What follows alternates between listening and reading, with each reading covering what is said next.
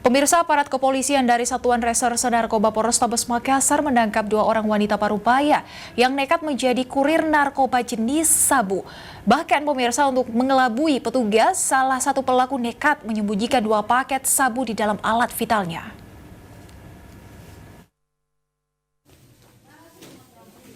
Dua wanita parubaya ini masing-masing berinisial DW dan HI berhasil diringkus aparat kepolisian dari Satuan Reserse Narkoba Polrestabes Makassar.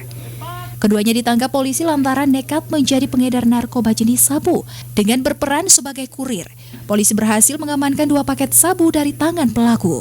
Dari hasil interogasi polisi, kedua wanita ini mengaku sering menjadi kurir sabu lantaran tergiur dengan iming-iming tawaran gaji sebagai kurir, di mana hasilnya digunakan untuk memenuhi kebutuhan sehari. Bahkan saat dilakukan penggeledahan, salah satu pelaku yakni DW nekat mencoba mengelabui petugas dengan menyembunyikan sabu di dalam alat vitalnya. Jadi yang menarik dari sini bahwa sekarang peredaran narkotika di Kota Makassar sudah beralih, bukan hanya laki-laki saja tetapi sudah merambat ke kaum wanita.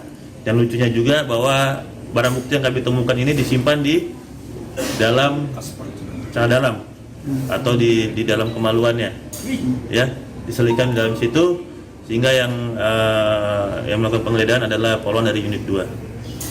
Saat ini keduanya mendekam di dalam sel tahanan Sat Narkoba Polrestabes Makassar.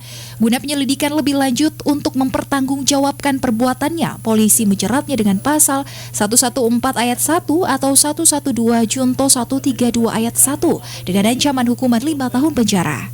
Muhammad Ikrar, Slebes TV.